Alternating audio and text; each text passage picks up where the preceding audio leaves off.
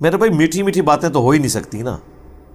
قرآن تو پھر کڑوی بات کرتا ہے. قرآن صرف توحید بیان نہیں کرتا، جو توحید کے مقابلے پہ طاغوت ہے اس کی نفی بھی کرتا ہے. یہاں سے آ کے ہمارا اختلاف شروع ہو جاتا ہے. ہمارے واعظین صرف تبلیغ کا ایک رخ بیان کرتے ہیں، اس کی وجہ سے دنیا میں کوئی تبدیلی نہیں آئی، عقائد کی کوئی اصلاح نہیں ہوتی، کیونکہ نیگیٹو پہلو وہ بتاتے ہی نہیں ہیں ڈر کے مارے. جب تک آپ نیگیٹو پہلو کو ہائی لائٹ نہیں کریں گے، پازیٹیو کی قدر لوگوں کے دلوں میں نہیں آئے گی. عربی میں کہا جاتا ہے نا کہ چیزیں اپنی ضد سے پہچانی جاتی ہیں. اندھیرا نہ ہو تو اجالے کی قدر نہیں آتی، پیاس نہ ہو ٹھنڈے پانی کی قدر نہیں آتی. اسی طریقے سے جب تک آپ بابوں کی پھیلائی ہوئی گمراہی کو ہائی لائٹ نہیں کریں گے، تب تک لوگوں کو پتہ ہی نہیں چلے گا کہ توحید میں کس لیول کا رکھنا اس امت میں ڈال دیا گیا. اور یہ کتاب بھی صرف اس لیے محفوظ ہے کہ اللہ نے گارنٹی لی ہے، ورنہ انہوں نے کتاب کے ساتھ بھی کام ڈال دینا تھا. اتنا کام تو ضرور ڈال دیا ہے کہ قرآن کی تفسیر کرتے ہوئے قرآن کے بالکل اپوزٹ تفسیر کر دی ہے. پہلے صفحے سے ہی تعریف شروع کر دی ہے. ایاک نعبد و ایاک نستعین ترجمہ سب نے یہ کیا ہے، تیری عبادت کرتے ہیں، تجھی سے مدد مانگتے ہیں، تجھی سے دعا مانگتے ہیں. آگے چھوٹا سا حاشیہ لگا ہوگا، یہ جو بزرگان دین کو پکارا جاتا ہے، اولیاء اللہ سے مدد مانگی جاتی ہے، یہ بھی اللہ ہی سے ہوتی ہے. یعنی وہ اللہ کو بتانا چاہ رہے ہیں کہ تو نے ادھوری بات کی تھی، ہم نے کمپلیٹ کر دی ہے. ہاں، تفسیر عثمانی دیوبندیوں کی سب سے مشہور تفسیر، محمود الحسن دیوبندی، دیوبند کے آپ سمجھ لیں بڑوں میں سے، انہوں نے ترجمہ لکھا تھا.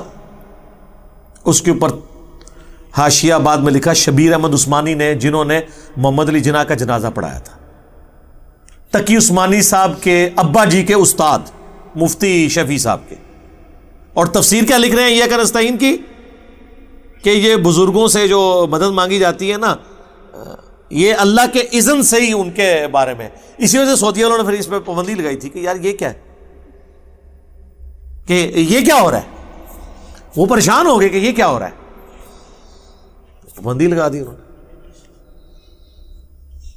الذین آتیناہم الکتاب، وہ لوگ جنہیں کتاب دی گئی ہے، یعرفونہ کما یعرفون ابناءہم، وہ رسول اللہ کو اس طرح پہچانتے ہیں جس طرح اپنے بیٹوں کو.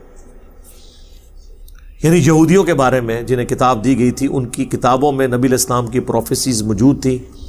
میں نے قرآن کے تعارف میں بھی تورات اور انجیل کی آیات ٹیمپرڈ فارم میں بھی آج جو موجود ہے بائبل، وہ پیش کی تھی کہ نبی علیہ السلام کے بارے میں پروفیسیز موجود ہیں، اور اللہ نے اس کو بیان کیا. یہ اس طرح پہچانتے ہیں جس طرح اپنی اولاد کو پہچانا جاتا ہے کہ یہ وہی پیغمبر آخر الزمان ہیں جن کی پروفیسیز ہماری کتابوں میں موجود تھی.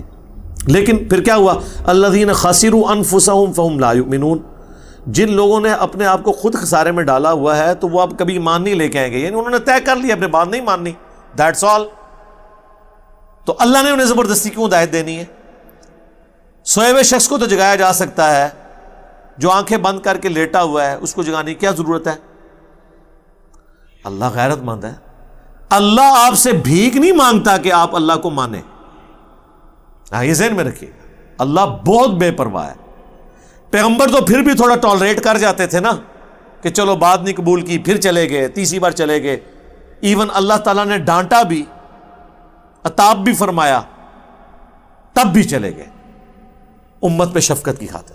ورنہ تو قرآن بار بار نہ کہتا کہ اپنے آپ کو ہلاک کر لو گے، ایک دفعہ یہ اللہ کا کہنا کافی تھا نا. بھائی حضور اس چیز کو، حتیٰ کہ آپ دیکھ لیں بخاری مسلم میں آتا ہے، عبداللہ ابن ابی کا جنازہ پڑھانے کے لیے جانے لگے، حضرت عمر سامنے کھڑے ہو گئے. بعد میں کہتے ہیں میں بڑا پریشان ہوا کہ میں نے اتنی جرت کیوں کی، کہ یا رسول اللہ آپ کو تو اللہ نے منع کیا ہوا ہے. حضور نے وہاں بھی تعویل کر لی کہ بھئی حضور اللہ نے مجھے کہا ہے کہ چاہے تم ان کے لیے مغفرت مانگو یا نہ مانگو میں انہیں بخشوں گا نہیں. تو اللہ نے کہا کہ مانگو یا نہ مانگو تو میں ٹرائی مار کے دیکھ لیتا ہوں. شفقت کا پہلو تھا. ادروائز جو حضرت عمر سمجھے تھے وہ صحیح تھا. عربی لنگوسٹک میں یہی کہا جاتا ہے کر لے جو کچھ کرنے، میں نہیں من نہیں. تو اس کا مطلب یہ ہوتا ہے کہ کرنے کی ضرورت نہیں. لیکن حضور اس کی بھی پلی لی. پھر اللہ نے اس سے بھی واضح الفاظ میں کہا کہ نہ تو آپ نے کسی منافق کا جنازہ پڑھنا ہے، نہ اس کی قبر پہ کھڑا ہونا ہے. یہ بار بار حضور کی شفقت کا پہلو تھا. رحمت للعالمین ہونے، صفت رحمت غالب ہوتی تھی. اللہ تعالیٰ بھی رحم فرمانے والا ہے، لیکن اللہ کی جو بے پرواہی والی صفت ہے نا، یہ سب سے بڑی الارمنگ چیز ہے انسان کے لیے، جس سے ہر وقت ڈرنا چاہیے۔ اللہم من احییتہ منا فاحیہ علی الاسلام ومن توفیتہ منا فتوفہ علی الایمان، آمین۔